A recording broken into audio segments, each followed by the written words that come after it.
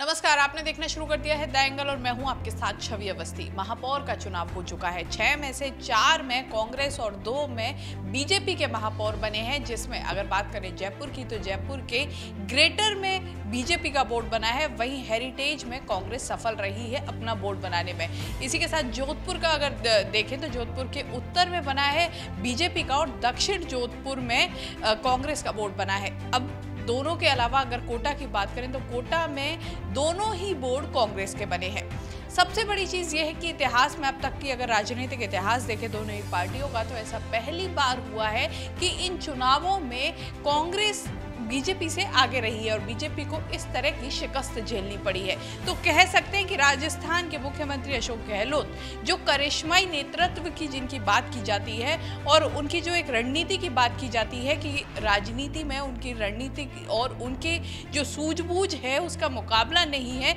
और वो यहाँ उन्होंने साबित कर दिया है। यही वजह है शायद उन्हें जादूगर कहा जाता है।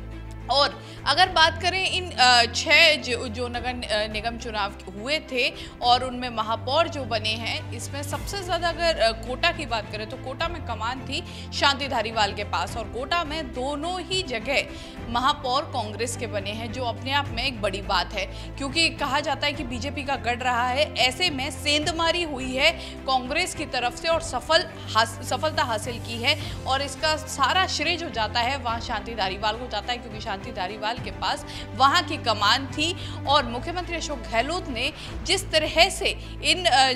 जो ये नगर निगम थे, इनमें जिस तरह से शुरू से ही एक रणनीति बनाई थी, जिस प्रभारी को जो प्रभारी नियुक्त किए गए थे काफी सोच समझकर नियुक्त किए थे, उन्हीं का नतीजा है कि ये जो सफलता कांग्रेस के झोली में आई है।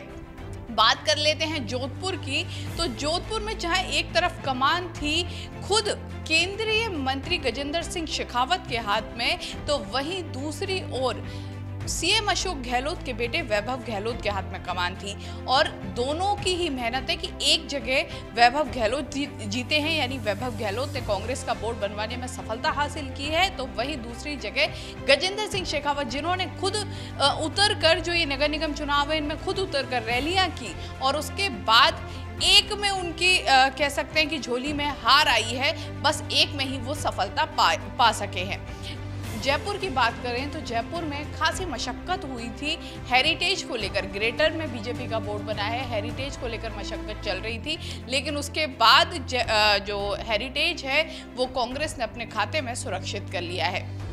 अगर पूरे इस घटनाक्रम को देखें तो बीते 2 दिन से काफ़ी कुछ हुआ भी है, काफ़ी राजनीतिक उथल पुथल हुई है। ऑडियो वायरल हुए थे, पार्षदों की तरफ से आरोप लगाए गए कि खरीद फरोख्त की जा रही है बीजेपी की तरफ से। वहीं बीजेपी ने कहा कि ये सिर्फ बदनाम करने की साजिश है या फिर कांग्रेस मुद्दे से भटका रही है। तो काफ़ी कुछ राजनीतिक हलचल हुई, जिसके बाद आज आखिरकार जो इतने दिन की जो बाड़ेबंदी थी, जो पार्षद बाड़ेबंदी में बंधे हुए थे, घरों से दूर थे, कईयों के तो त्योहार जो करवा चौथ जैसा त्योहार था वो उन पार्षदों का उसी बाड़ेबंदी में मना है, लेकिन अब वो आज़ाद हैं और अब महापौर बन चुके हैं दोनों ही कह सकते हैं जयपुर के दोनों ही जगह, और उसके अलावा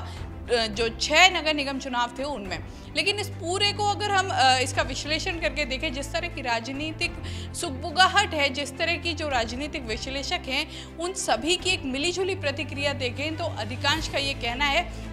इसमें सबसे बड़ी जीत हुई है सीएम अशोक गहलोत की, क्योंकि जिस तरह का माहौल था सचिन पायलट के अलग होने के बाद कहा जा रहा था कि इन चुनावों में हार का मुंह देखना पड़ सकता है और यही कारण रहेगा कि फिर से सचिन पायलट को वापसी करवानी पड़ेगी उसी मजबूती के साथ, या फिर वही जो पहले जिस तरह से उनके पास पद थे वो देने पड़ेंगे। लेकिन अब जिस तरह से सीएम अशोक गहलोत ने अपने बलबूते पर ये जीत हासिल की है, उसके बाद निश्चित तौर पर सचिन पायलट को इसका खामियाजा भुगतना पड़ सकता है। और वही बात करें बीजेपी की, तो बीजेपी की जो ये हार हुई है इसका खामियाजा सतीश पूनिया को भुगतना पड़ सकता है, क्योंकि जिस तरह से वसुंधरा राजे को साइडलाइन किया गया, तो कहा जा रहा है कि ये जो हार है और जिस तरह कांग्रेस जीती है और जो बीजेपी का जो हाल हुआ है, इसका सबसे बड़ा कारण ये है कि वसुंधरा गुट पूरी तरह खफा था संगठन से।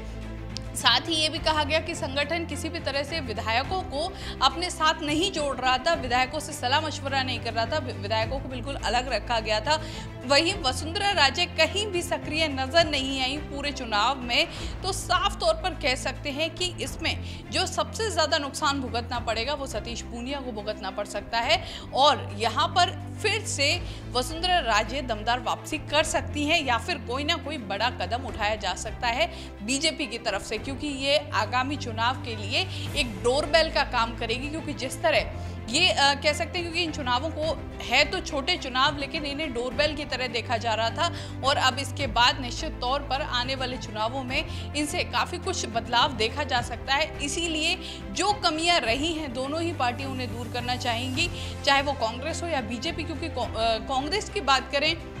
कांग्रेस ने भी हालांकि बहुत अच्छा प्रदर्शन किया, कांग्रेस 4 जगह बोर्ड बनाई है, लेकिन कुछ कमियां कांग्रेस की भी रही हैं तो वो भी उन पर गौर करेगी और आगे जो आने वाले चुनाव रहेंगे उनमें उन कमियों को दूर करने की पूरी कोशिश करेगी। तो कह सकते हैं कि मिली जुली एक प्रतिक्रिया लोगों की तरफ से आ रही है। वही सबसे एक जो मुख्य चीज़ है वो ये है कि इस तरह के परिणाम की उम्मीद किसी को नहीं थी, क्योंकि जिस तरह की हालात थे चाहे वो कांग्रेस में हो, क्योंकि कहा जा रहा था कि कांग्रेस में गुटबाजी हावी है या फिर सचिन पायलट को दूर करने का खामियाजा भुगतना पड़ सकता है। लेकिन अशोक गहलोत ने एक बार फिर से साबित कर दिया कि राजनीति में उनसे टक्कर लेना इतना आसान नहीं है।